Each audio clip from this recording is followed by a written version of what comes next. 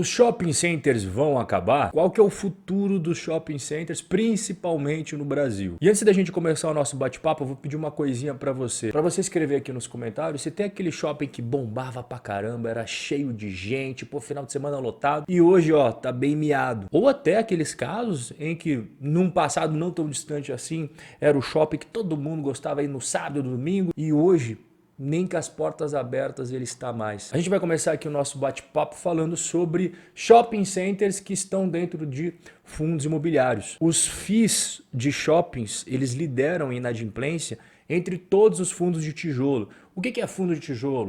Galpão logístico, shopping center, escritório, as agências bancárias, hospitais, hotéis e assim por diante. Os shoppings concentram as maiores inadimplências entre todos os fundos imobiliários listados na Bolsa Brasileira. Se você pegar os 30 fundos imobiliários que têm os maiores índices de atraso, 16 deles são de shoppings. Tem alguns casos muito graves. Você pega aqui, ó, Vida Nova, o fundo imobiliário FIVN11. Ele tem 72% de inadimplência. E dos 7 que compõem o topo da lista, 5, que são esses que eu estou passando aqui o mouse para você, são de shopping centers. Então é isso, o shopping center já era, vai acabar. Não é bem assim, tá? Porque, claro, existem shoppings que vão fechar as portas e não são poucos, mas existem outros que não. E o que separa aquele que vai fracassar daquele que vai ter sucesso? É isso que eu vou mostrar para você. Só que eu tenho que antes mostrar um contexto de toda essa história, porque o que a gente está vendo aqui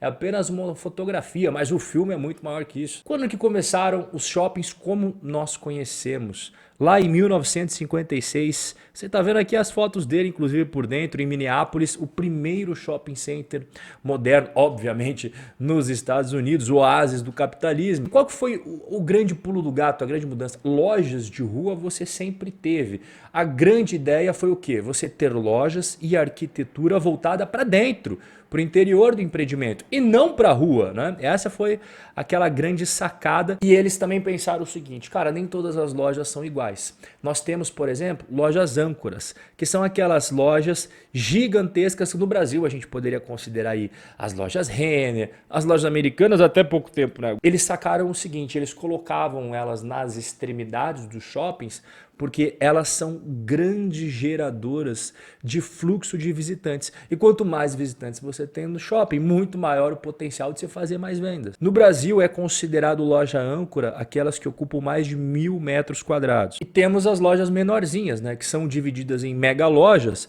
que sim, elas são grandes, como o próprio nome diz, só que elas ficam ali entre 500 metros quadrados a 999. E por fim as satélites, que são as lojas pequenas dos shoppings, que é a grande maioria, por sinal, que você vai encontrar com um tamanho inferior a 500 metros quadrados. Aqui você está vendo a loja da Hering, que é o exemplo de mega loja, e aqui uma loja de cosméticos, a Quem Disse Berenice, que é um exemplo de loja satélite. Em 1956, igual eu mostrei para você, começou o shopping center da era moderna e apenas 4 anos depois existiam 4.500 shoppings em operação nos Estados Unidos. Em 1975, esse número subiu para 16.400. E no início dos anos 90, mais de 30.000 shoppings. Nesses números aqui, eles estão contabilizando todo tipo de shopping que você pode imaginar, dos mais pequenos até aqueles colossais. Aqueles shoppings que você fala, nossa, caramba, isso daqui é um shopping, é? Até aqueles que você fala, caramba,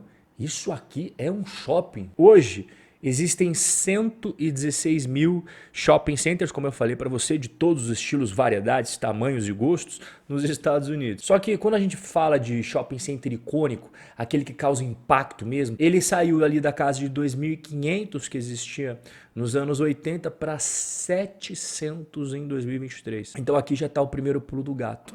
O fim dos shopping centers já começou, mas se ainda existe 700... é porque tem um segredo aí. Olha como que terminou a maioria dos shoppings nos Estados Unidos. Esse que você está vendo é um shopping abandonado em Kansas City. Agora a gente vai ver um shopping de Maryland. Olha as escadas rolantes aí, abandonadas, já tudo destruído, sem iluminação nenhuma. Parece cena de filme de terror. Esse aqui é outro shopping em Maryland, né? Olha como é que tá a situação das escadas rolantes. E esses são só apenas alguns exemplos. A gente tem centenas e centenas de outros que tiveram o mesmo fim. E qual é o motivo? Olha, primeiro, o número de shoppings você viu que cresceu assustadoramente. Isso não é saudável, isso também não é sustentável. Esse crescimento exagerado fez os shoppings competirem ferozmente entre si. Toda vez que tem muita competição, você sabe, tem uns que vão ser vencedores e muitos outros vão se tornar perdedores. E teve uma cerejinha do bolo que na virada ali para os anos 2000 a gente teve o quê? Entrando gradativamente, ano após ano, no dia a dia das pessoas, o e-commerce, o comércio eletrônico fez com que a situação piorasse naqueles shoppings que já estavam com a corda no pescoço. E somado a isso, sim, temos mais problemas aí para serem colocados na conta. As grandes lojas âncoras como Macy's, JCPenney, elas acabaram quebrando. E qual que é o pulo do gato aqui? Na arquitetura padrão dos Estados Unidos, mais de 50% da área do shopping center pertencia a esses tipos de loja. Então essas lojas que você está vendo completamente quebradas nos shoppings abandonados aí, elas chegavam a possuir entre 5 mil a 15 mil metros quadrados. Então se elas tivessem problemas financeiros, elas não conseguissem pagar em dia os aluguéis ou até mesmo parassem de pagar porque quebraram, o que ia acontecer com a maior parte das receitas do shopping? Ia ralo abaixo. O Brasil foi ter shoppings 10 anos depois que teve o primeiro shopping center moderno na terra do Tio Sam. Aqui você está vendo inclusive a inauguração do Shopping Center Iguatemi em 1966. Esse foi considerado o primeiro shopping center moderno brasileiro. E desde então veio crescendo, ganhando cada vez mais shoppings em várias cidades. A gente está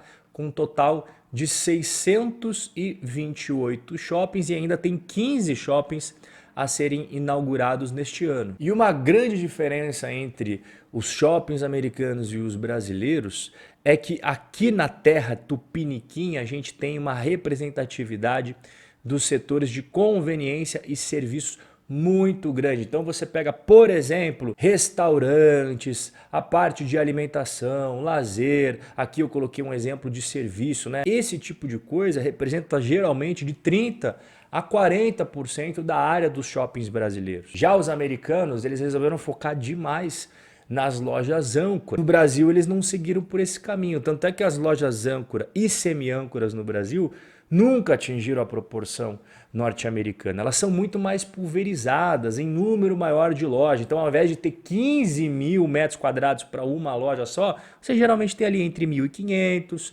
1.000. Qual que é o pulo do gato aqui para os shoppings que vão ter sucesso tanto no Brasil quanto nos Estados Unidos? A Business Insider, inclusive, fez aqui uma projeção que daqui a 10 anos, apenas 10 anos, haverá só 150 shoppings americanos. Ou seja, a gente tem hoje 700. Então, ó, vai ser um monte de shopping que vai ralo abaixo. Mas vão permanecer 150. E esses 150 tem o que de diferencial? De acordo com a consultoria Siteworks, os shoppings que vão ter sucesso, que vão resistir a essa fase que a gente está passando de separar aí o joio do trigo, né? São aqueles com uma nova dinâmica de consumo, locais premium, entretenimento, restaurantes e lojas de luxo. Tem muito shopping americano que é muito mal localizado. Esses pode ter certeza que vai rala abaixo. E se for brasileiro mal localizado, abre o olho, porque pode ter o mesmo destino. Aqueles shoppings que só tem lojas, não tem absolutamente nada de serviços, de entretenimento, de diferencial, não fazem eventos, não fazem nada de diferente, esses daí também estão com os dias contados. Tanto na terra do Tio Sam, quanto no Brasil. O shopping que tentar concorrer,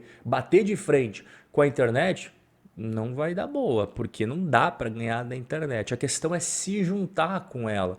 Então o shopper não deve concorrer com a internet, mas sim ser um complemento a ela na vida do consumidor. As pessoas já estão ambientadas com o celular na mão o dia inteiro, fazer compras online, só que tem coisas que elas ainda gostam da experiência física, de estar presente no local, como, por exemplo, comprar roupas, comprar sapatos. Você pode até escolher alguns modelos ali pela internet, mas uma coisa que ainda não resolveram é você provar, né? Tem as medidas, é claro, mas nada bate você ir no provador da loja, ver como é que cai no seu corpo, tanto roupas quanto sapatos, acessórios. E outra tendência para o shopping brasileiro é ele como ambiente em que o cliente pode encontrar tudo aquilo que ele não encontra no mundo digital. Como, por exemplo, isso que você está vendo aí, ó. Tem como você fazer patinação no gelo no mundo digital? Não. Tem como você fazer, eu não sei nem o nome desses brinquedos aqui, mas tem como você fazer isso daqui no mundo digital? Não também. Trazer experiências,